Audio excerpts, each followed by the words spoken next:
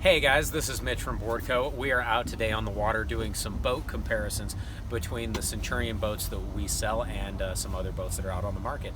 Right now we're out here on a Nautique G23 and we're going to talk about something that we run into quite a bit and that people hear, especially when they're researching and looking into other boats. One thing you hear quite often is something along the lines of that Centurion boats are underpowered, that they do not perform adequately, or that we don't put large enough engines in our boats. The first thing is we actually run, in comparison to like this Nautique G23, we offer the same engines that Nautique offers. This one is equipped with a PCM XR550, which we offer in our Centurion boats. However, we also do offer some motors that don't have quite as much power, depending on what kind of performance that you like. And the reason why is because of the efficiency of the hull shape that we have on our boats and how well they perform. So we're going to show you the performance for getting up to like wakeboard speed in this G23 and how it contrasts to a Centurion Ri that actually is running a little bit smaller engine. So this one, as I said, has the supercharged 550 motor. We've got it set up with the stock ballast 2,850 pounds, and we're going to show you how long it takes to accelerate up to 23.5 miles an hour, as well as what our fuel consumption is at once we're up to wakeboard speed. So we'll get going and press the start button. You can see the time that it takes for us to get up to speed. So Troy, whenever you're ready, we can start her up. Okay, 3, 2, 1, here we go.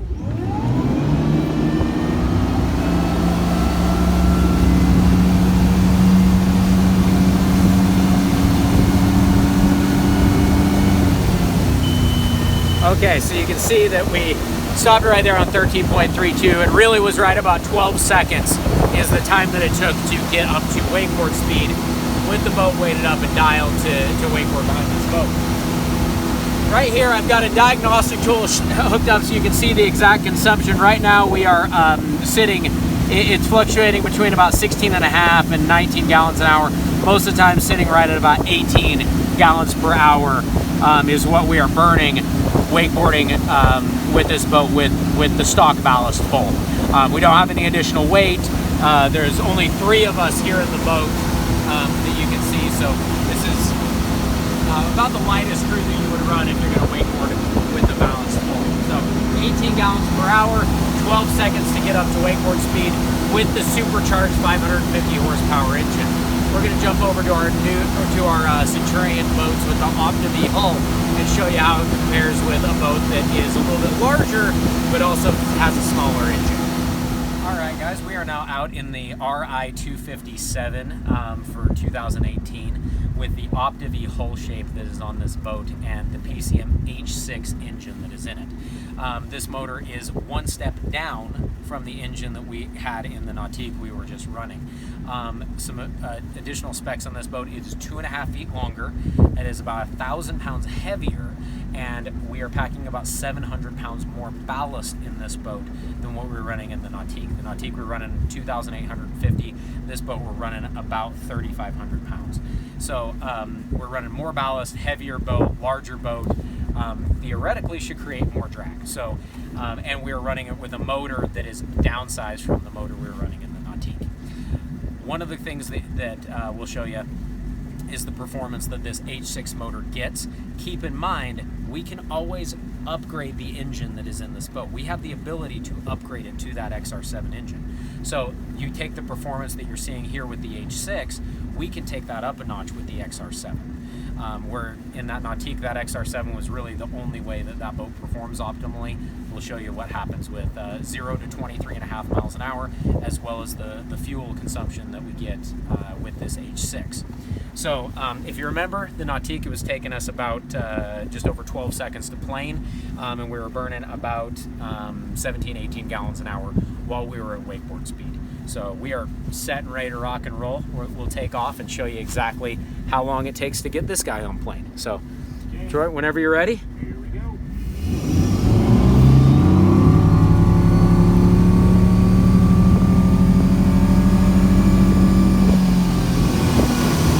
That is it.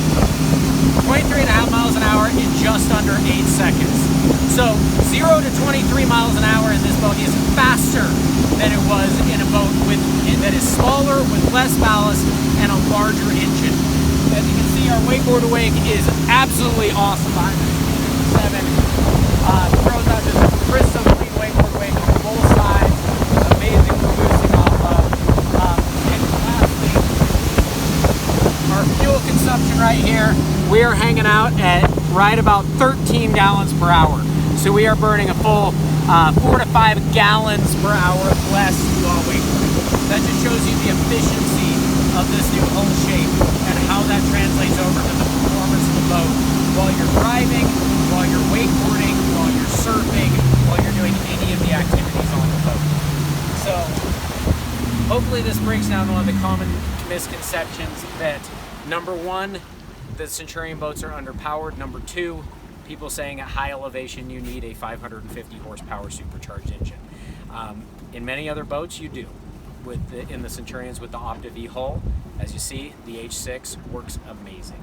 So hopefully you enjoyed that. Hopefully it's helpful. Thanks a lot. We'll talk to you soon. Alright, so you saw what the performance was like in the Centurion Ri257 with the PCM H6 motor and how it jumped up to wakeboard speed to 23.5 miles an hour is the speed that we're taking it to. We want to show you the comparison between that and we're out here now in a Malibu 24 MXZ.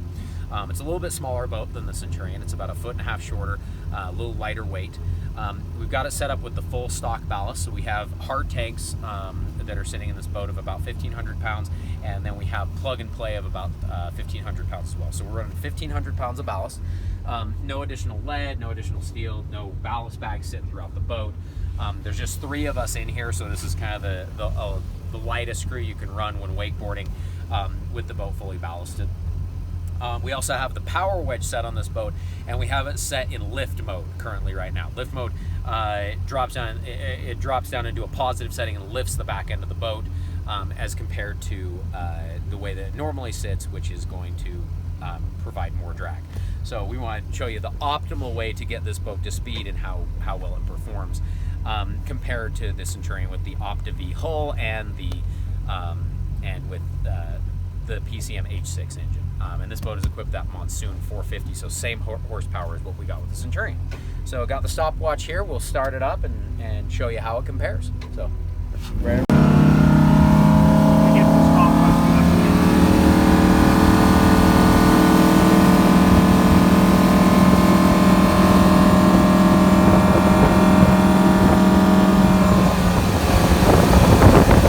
Right about 15 seconds. So it takes almost twice as long to plane out in this boat compared to the Centurion. We got the wakeboard wake set up here, and now we've got our fuel consumption sitting here that I'll show you. It's sitting. We are running about 21 gallons per hour at wakeboard speed. So compared to the Centurion, we're running quite a bit more fuel, almost double the fuel consumption at wakeboard speed compared to the Centurion with the Opti-V hull, and we're running approximately the same amount of ballast, about 500 pounds less. When we're up to speed, we took the Wedge from a lift setting over to a displacement setting that's a little bit lower, so to create the ideal wakeboard wake, because when it's in lift setting, it's pretty terrible. But that shifted automatically for us, and you saw what that did to the fuel consumption. So the main takeaway that you end up getting is why does the Centurion provide a boat that planes out faster and has less fuel consumption when it is up to speed? The main reason why is that amazing Opti-V hull shape technology that glides across the water smoother, reduces friction, but still displaces the same amount of water. And you see that in the amount of fuel consumption, you see that in the performance of the boat getting up to speed and what it can do with the same size engine, with the 450 horsepower motor. So hopefully that was helpful and was was good information for you when you're considering what boat to get. Thanks a lot, and we'll talk to you later.